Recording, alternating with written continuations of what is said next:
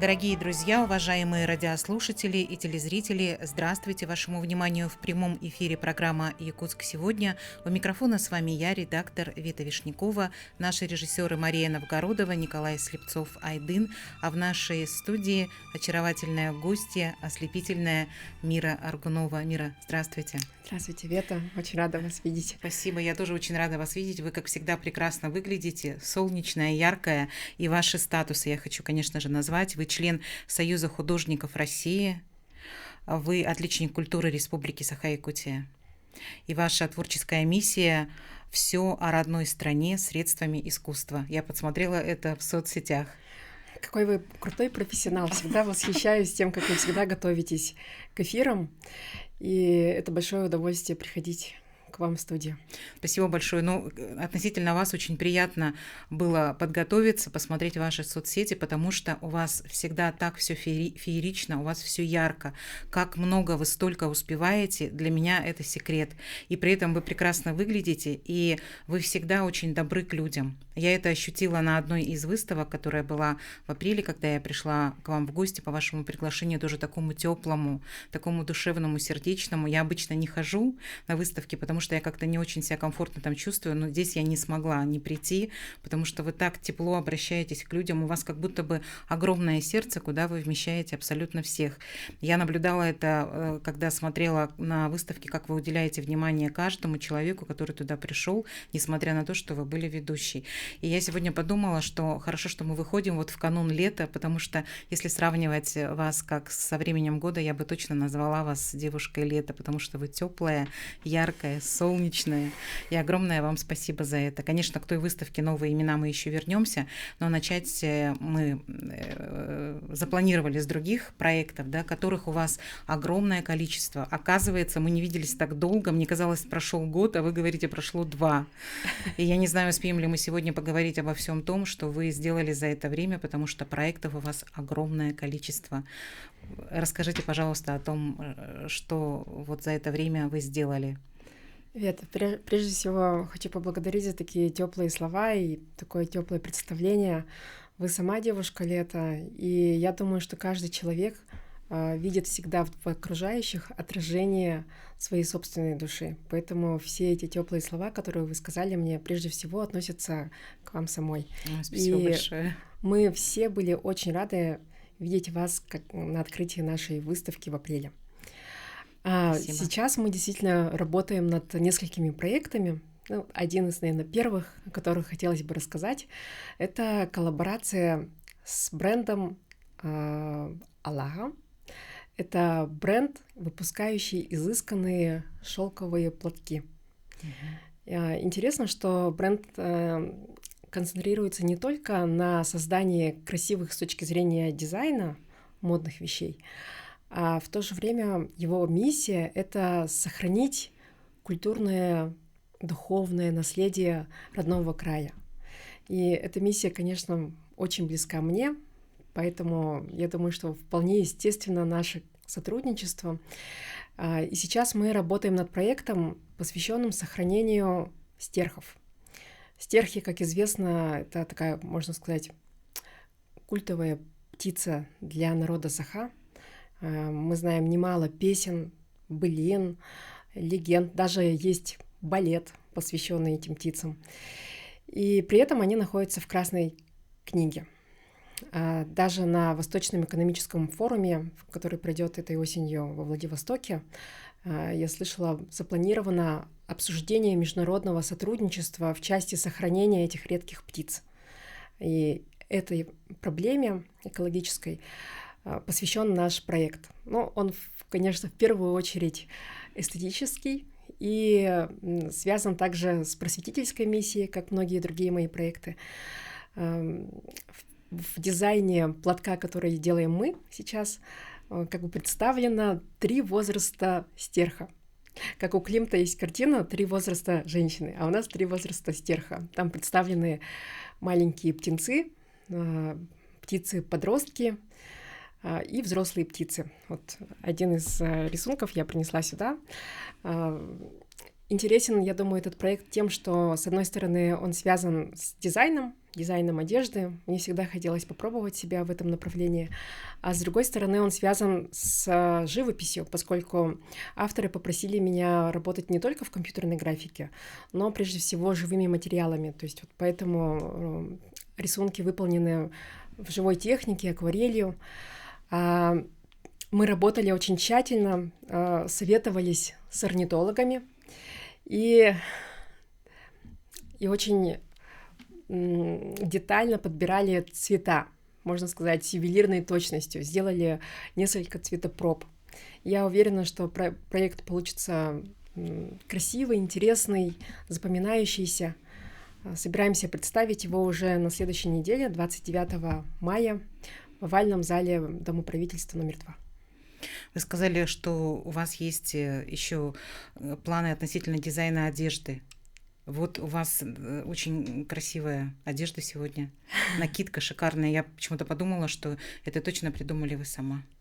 Вы угадали. Правда? Да, у вас прям наблюдательность. Я помню, в прошлую нашу встречу вы тоже очень многие вещи догадались, хотя я вам не рассказывала.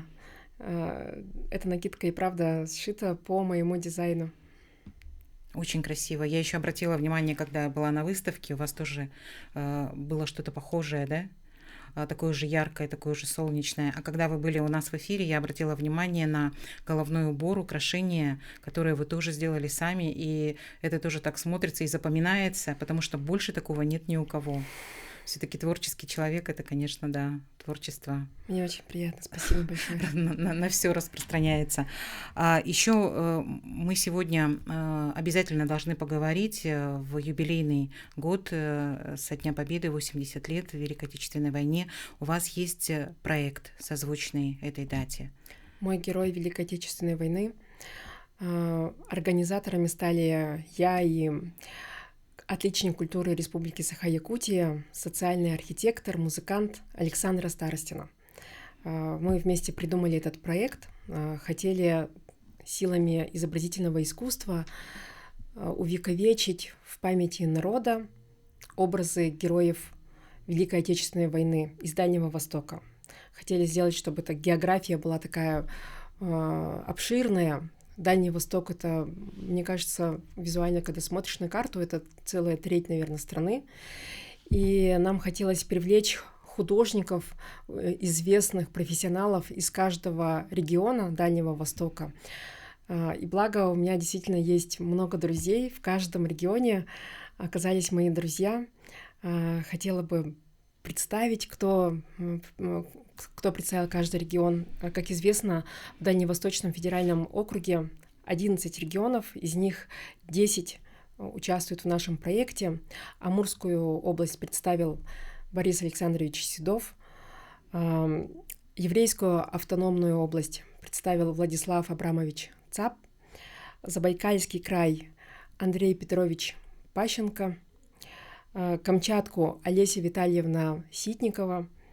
Магадан Александр Станиславович Шафранов, Приморский край Листровой Владимир Сергеевич, Республику Бурятия Василий Леонидович Погомазов, Сахалин Сон Йон Дэ, Хабаровск Авдеев Алексей Геннадьевич и Республику Саха-Якутия ваша покорная слуга.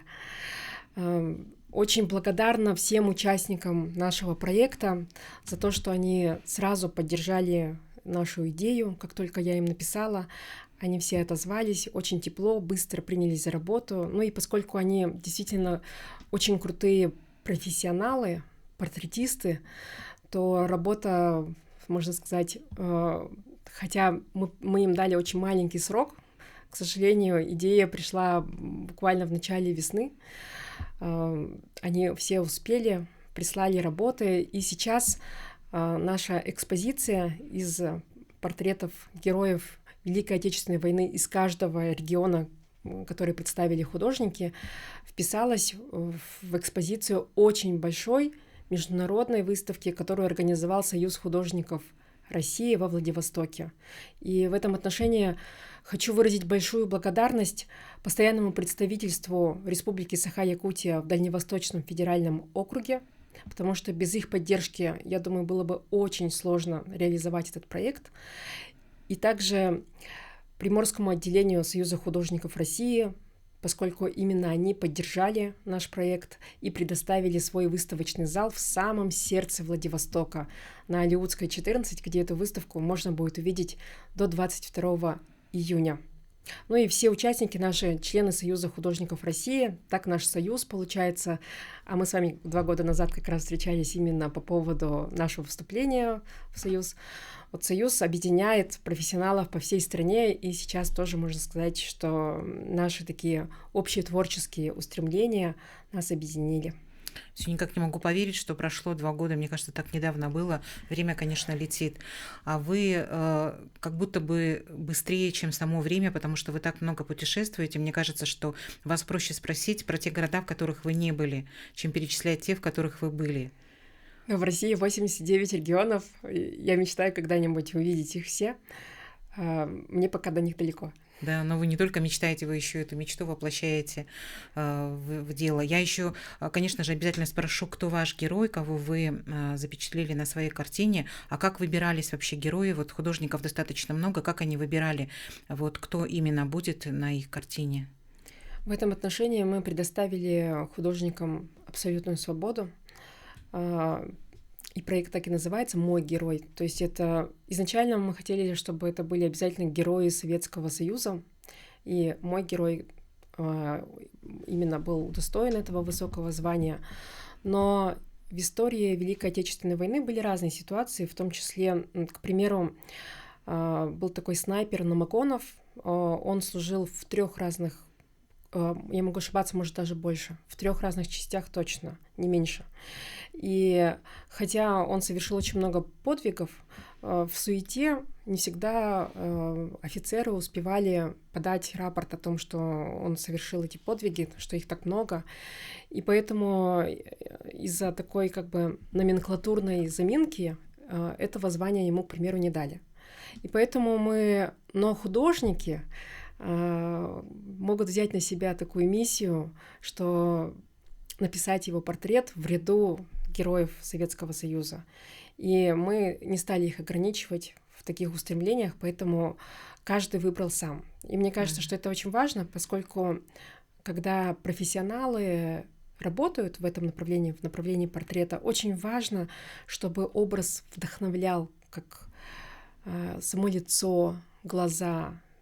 А это, кстати говоря, очень сложно, поскольку фотографии преимущественно очень старые, качество уже такое, сложно очень по таким фотографиям работать. В живых не так много уже осталось, но, кстати говоря, один из участников проекта все-таки успел написать с натуры портрет одного из участников русско-японской войны, которой, как известно, была завершена Великая Отечественная война. Я почему-то подумала, что кто-то выберет вот именно какого-то семейного своего героя, то есть вот своего родственника, прародителя, или бабушку, дедушку или прабабушку, да, прадедушку. А оказывается, нет, да? Или так нельзя было сделать? Так было можно сделать. И, кстати говоря, один из наших участников, Владислав Абрамович Цап, заслуженный деятель искусств или заслуженный художник Еврейской автономной области, он как раз внучатый племянник героя Советского Союза. Но у него был выбор сделать своего, можно сказать, дедушку, да, дядю двоюродного. Но он выбрал другого героя. И я думаю, что тут, наверное, сложный такой вопрос вдохновения. Наверное, ему захотелось сделать более какой-то выразительный такой, чисто с визуальной точки зрения, возможно, тот герой его тоже вдохновил. Я уверена, что в будущем он дядю тоже напишет. И жизнь долгая, и надеюсь, что проект в целом продолжит жить, поскольку, что радует, откликнулось очень много людей. Мне писали в социальных сетях зрители и художники. Я поняла, что у нас есть отклик по всей стране, и дай бог, чтобы другие регионы нас тоже поддержали. В перспективе Возможно, мы сможем показать этот проект также в Сибирском федеральном округе и даже в Уральском федеральном округе. Я надеюсь, что коллеги, друзья оттуда тоже нас поддержат. Можно же и до конца года, да, это все продлевать. Да, я Год думаю, что весь как минимум до юбилейный. конца года мы это можем сделать, поскольку все-таки это юбилейный год, и 80 лет это крупный юбилей. А с другой стороны, мне кажется, что такие проекты, они в целом не имеют срока. Можно их продолжать, пока все 89 регионов к нам не присоединятся. Да, согласна. А про своего героя? Я выбрала Федора Матвеевича Хлопкова. В этом году я работала над иллюстрациями, вот, принесла несколько из них показать вам. Да, наши зрители могут сейчас увидеть их, и наши режиссеры покажут ваши картины, которые находятся сейчас в нашей студии. Это проект «Магия детства», который мы придумали тоже вместе с Александрой Старостиной. Вообще она сама придумала сначала этот проект, потом я присоединилась к нему. И в прошлом году мы сделали иллюстрации, то есть я сделала иллюстрации к 6 произведениям писателей-юбиляров, детских писателей и поэтов-юбиляров, которые отмечали юбилей в прошлом году. Проект тоже получился интересный. Мы показали нескольким тысячам зрителей по всей республике. Сейчас даже иллюстрации эти заняли свое место в библиотеке в Табалахе, можно сказать, на самом севере нашей республики. И мы решили, что нужно обязательно продолжать, поскольку родная литература — это то, что кормит, можно сказать, наши души, нашу всю культуру питает, и особенно детская литература очень важна. И оказалось, что в этом году 21 писатель и поэт отмечает свой юбилей. И вот мы начали с самых взрослых, самых старших, к примеру, Николай Неустроев. И вот иллюстрация к... Вот можно вот так можно да, показать, да? Да, вот так. Иллюстрация к его произведению про Элея и Омогоя. Это древние предки народа Саха. Рассказывается, что прибыли они откуда-то с юга. Сначала Омогой со своими 2 дочерьми, затем приехал Элей, который был просто великолепный мастер во всем, очень умный, прозорливый и красивый человек. Затем он через некоторое время, послужив у Омогоя, добился его такого дружеского, покровительственного, можно сказать, внимания, и тот предложил ему жениться на одной из его дочерей. Вот на иллюстрации как раз запечатлен момент, когда он везет свою невесту в дом, который построил специально для них. И считается, что именно он создал первые чароны, первые кытыя, то есть якутскую такую национальную посуду. Он провел первый эсэх, первый алгыс. И, в общем говоря, родоначальник культуры Саха — это именно Элей. Вот такое произведение. Очень красиво. Спасибо. Как будто бы оно даже вот... Раньше были такие вот книжки, которые можно было потрогать, вот там домик как будто бы настоящий. Вот кажется, что вот прямо потрогаешь настоящий, так красиво нарисовано. А чем это так нарисовано? Это смешанная техника. Обычно я работаю маслом, но вот здесь я попробовала пошалить, поиграть с разными инструментами. И вот в этой серии также, например, есть... Так, это лучше, наверное, показать, да? Давайте покажем. Это к произведению «Солдат всегда солдат» Исаия Никифорова. Так, да, вот. Там, чтобы в воду вот только так. не задеть. Ага. Да, это будет катастрофа. И произведение Анастасии Сыромятниковой, вот книгу мы взяли даже в библиотеке, которая называется «Сержант Федор Хлопков». И вот эту еще, да? Да, иллюстрация. Здесь я решила нарисовать момент, где снайпер лежит в кустах. Как говорится, вы не видите снайпера, а он здесь есть. Вот он представлен. Но это самое главное, что ведь его не должно быть хорошо видно. Да, Прям в этом его мастерство. Да, с удачей. И в этом рассказе в целом рассказывается про его биографию, о том, какой он удивительный человек был, хороший охотник. Мы на этой минуте остановимся, скоро вернемся через короткие 4 минуты. Дорогие друзья, мы продолжаем. Сегодня в нашей студии удивительная, замечательная, очень талантливая гостья Мира Аргунова. Мира – член Союза художников России, отличник культуры Республики Саха-Якутия. И мне очень запомнились слова все с этой апрельской выставкой «Новые имена», потому что я же больше ни на какой не была. Вот. И там выступала одна из ваших наставниц, тоже заслуженный художник, но я имя не запомнила. И она сказала, что, говорит, вот я смотрю за Мирой, за тем, как она путешествует по миру, и думаю, имя как вот удачно, Мира как будто бы для всего мира. То есть вы вот свое искусство настолько щедро всем показываете и настолько всегда с таким желанием рассказываете о культуре народа Саха. И сегодня такой удивительный человек в нашей студии. Мы продолжаем говорить о тех проектах, которые Мира создает, потому что в проекте «Мой герой Великой Отечественной войны» вы, кроме того, что выступили как художник, вы еще и куратор этого проекта. Мы на этом остановились, и сейчас, пожалуйста, продолжайте. Спасибо большое за теплые слова.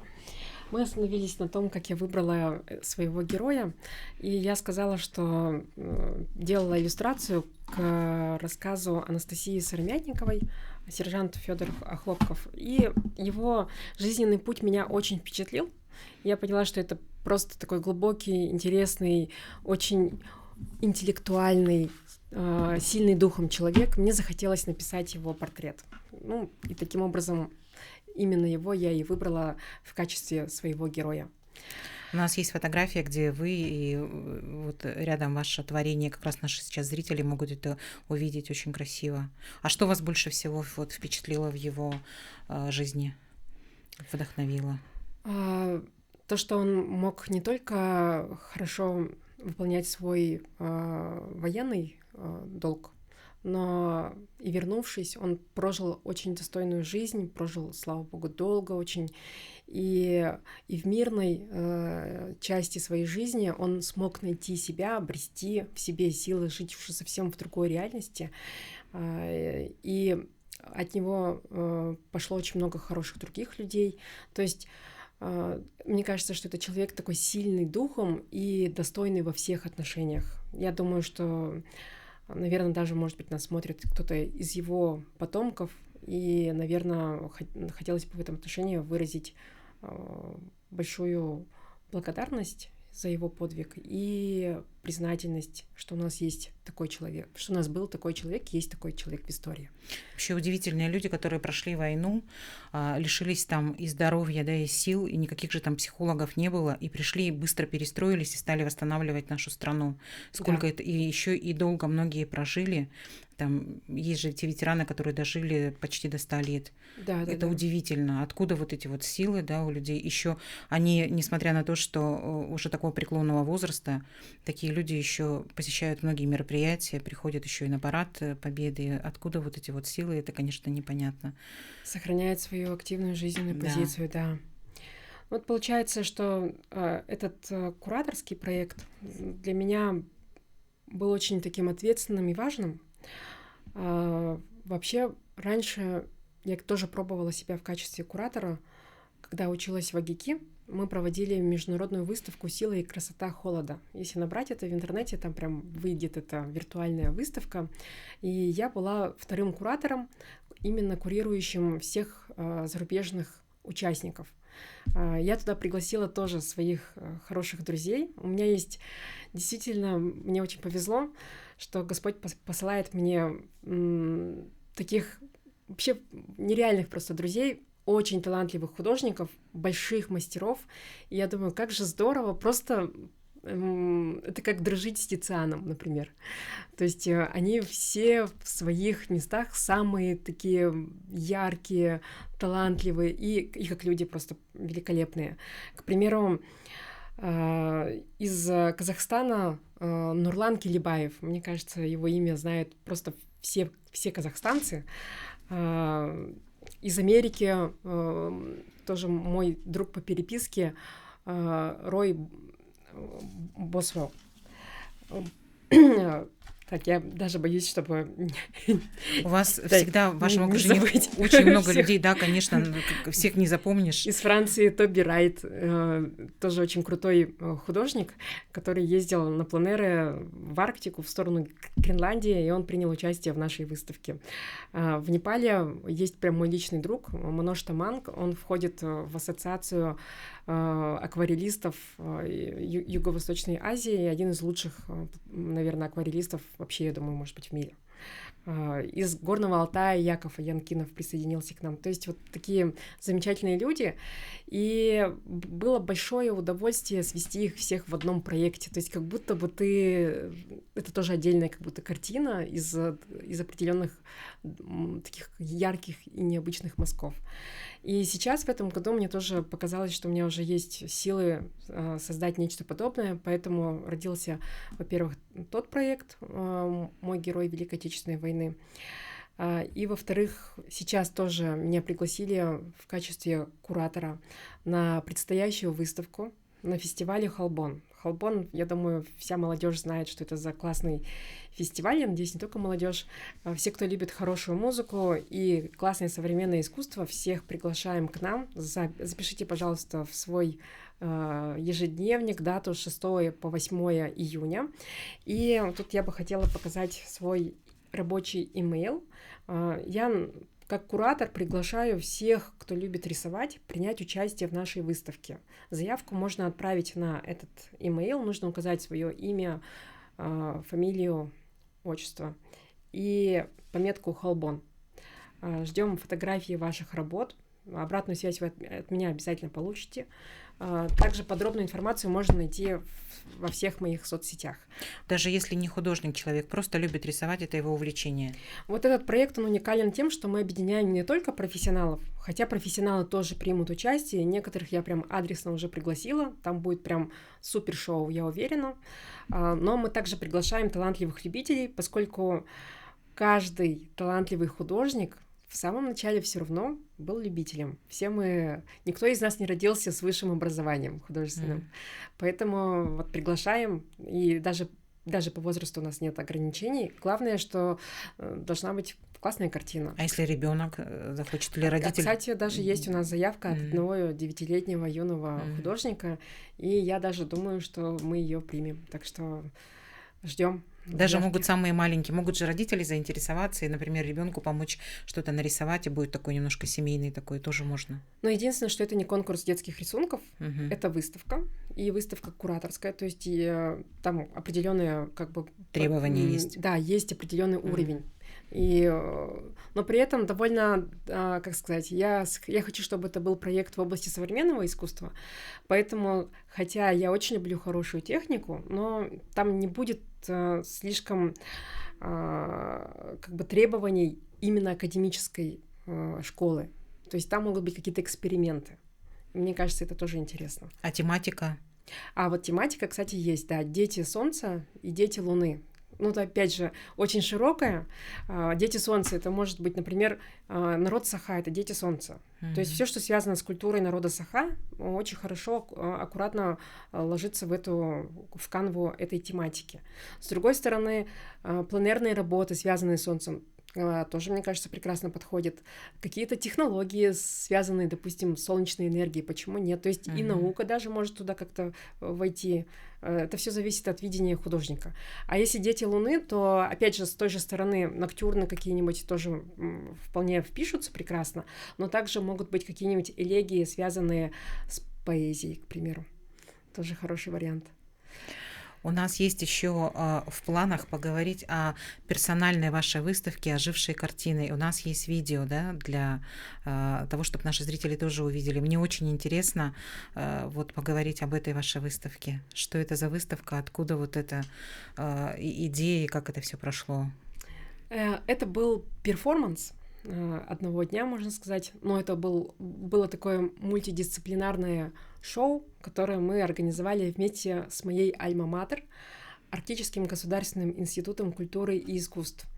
Именно они предложили мне этот проект, а конкретно доцент кафедры национальной художественной культуры Роза Христофоровна Бурцева, отличник культуры и профессионального образования Республики Саха-Якутия.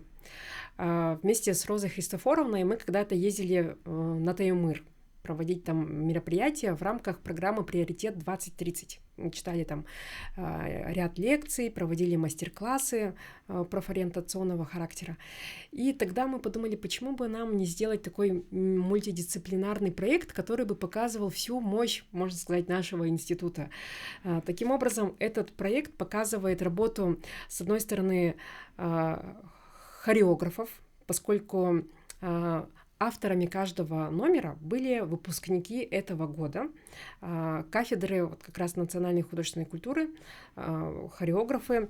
Тут я, с вашего позволения, зачитаю список из 8 наших выпускников. Это Дана Аманатова, Аргил Боярнямжав, Алена Прокопьева, Ирина Кириллина, Туяра Сивцева, Велюра Корнилова, Наталья Данилова и Савелий Данилов. Вот все они сделали по 1 или 2 номера по моим картинам.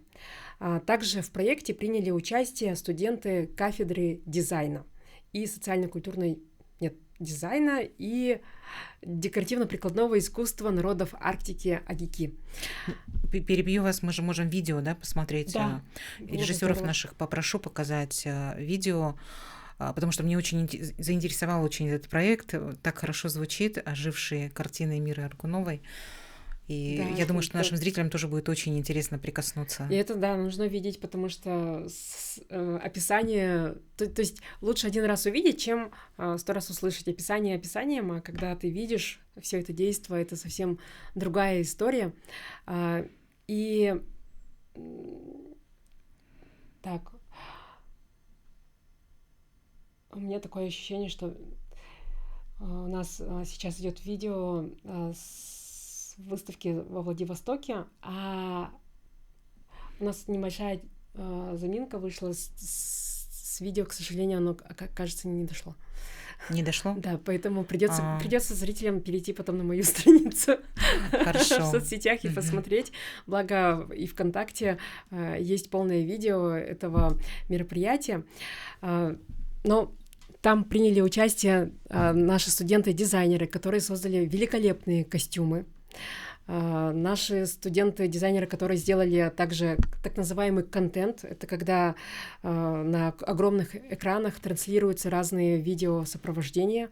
Также там оказывается целое искусство, как правильно направить софиты. И... Это огромная работа ведь. Да. То есть это получается... Плюс там еще у нас видеооператоры работали.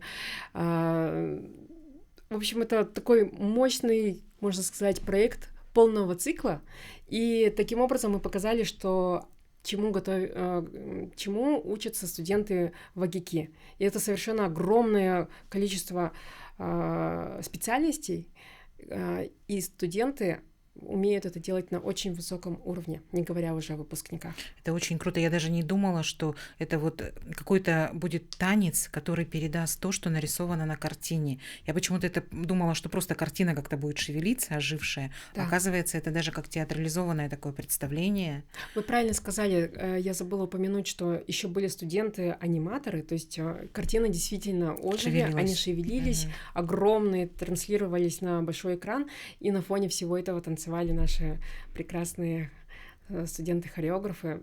Если честно, мне кажется, это было действительно очень хорошее шоу, которым мы можем гордиться. Это, мне кажется, очень трогательно, да, когда вот по твоему произведению вот такая работа проделана. Я немножко забежала вперед, потому что мы хотели в конце об этом поговорить, и у нас еще есть в планах поговорить вообще о планах ваших, да, на осень, и вспомнить все-таки выставку «Новый взгляд» и еще про летний проект с городскими пространствами. Вот, у нас остается 5 минут. Значит, все галопом по Европам. Да, поэтому я не буду перебивать больше. Но прежде всего, действительно, хотелось бы сказать о планах.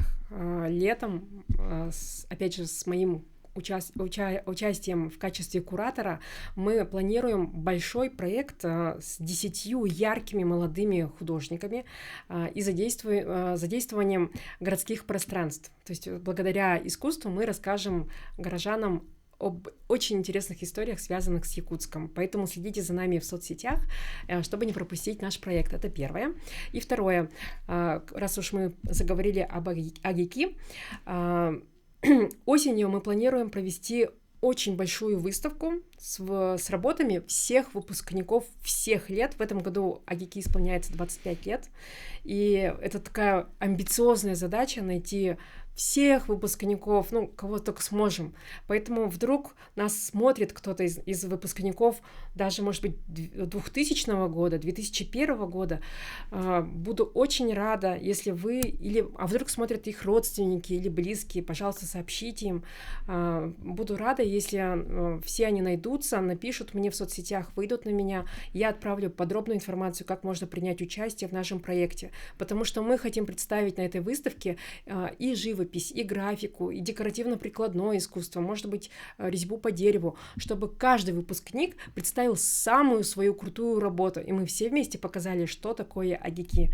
Вот такой крупный проект у нас будет совместно с Кварталом труда. И в целом он запланирован на осень, и в начале осени мы уже должны собрать эти работы, поэтому оповещаем так заранее и очень надеемся, что все ребята выйдут на нас. Не только ребята, там, получается, люди даже старше меня, наверное, по возрасту.